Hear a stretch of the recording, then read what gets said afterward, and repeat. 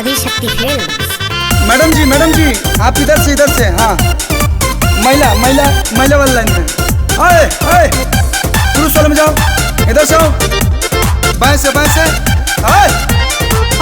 अरे उनका के ऐसे पाही जी अंदर आया बेदी संगे हमारा परसादी चढ़ा बेदी।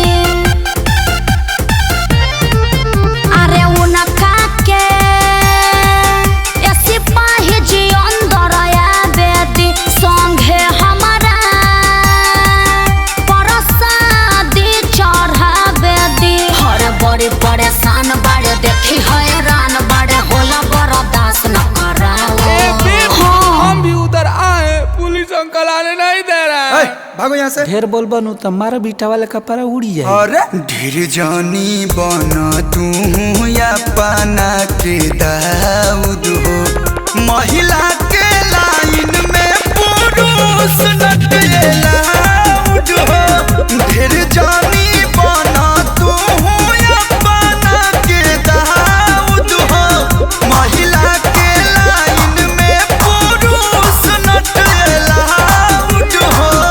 दुर्गा पूजा सेवा समिति आप सबका हार्दिक अभिनंदन करता है और करता रहेगा। अतः सारे भक्तजनों से निवेदन है कि आप सब सोशल डिस्टेंसिंग का पालन करते हुए मां का दर्शन करें। जय माता दी।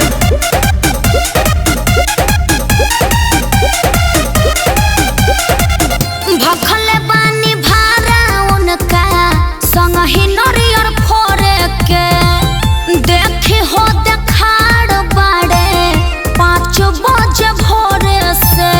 सिपाही जी रहम करी। कमिटी के नियम कैसे तुरिए मैडम जी, जदियो ने फनी है तो थुरी है साइन के भरदम जी। मुँह लटकैले बड़े रोआ के गिरैले बड़े देखी होने मारा तारे राउड। बेबी अब हम फान रहे हैं। बस से नीचे उतरो नहीं तो धसोर देंगे, गिर जाओ। तंग करबा तो छोलवा के रास्ता फेंक देम देहिया पर। ढेर जानी बना तू या पाना के दाऊद हो, महिला के लाइन में ढेर जानी बना तू या पाना के दाऊद हो, महिला के लाइन में पुरुष नटला हो। अब पिचकिया अरे रिटायर करैबा काहे ब्यास।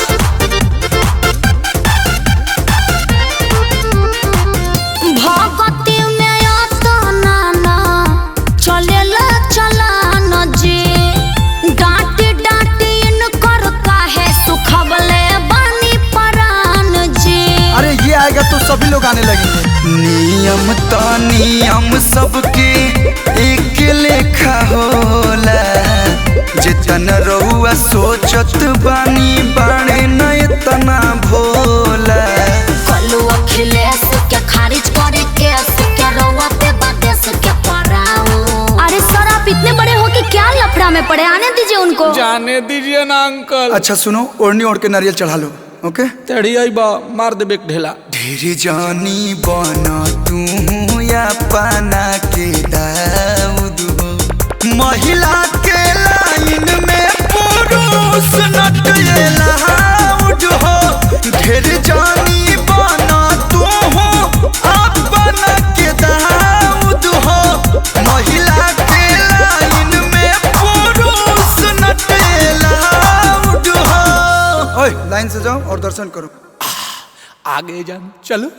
नए वीडियो और वेब सीरीज देखने के लिए अंगूर ऐप डाउनलोड करें और इस ऐप को डाउनलोड करने के लिए नीचे दिए गए लिंक पर क्लिक करें।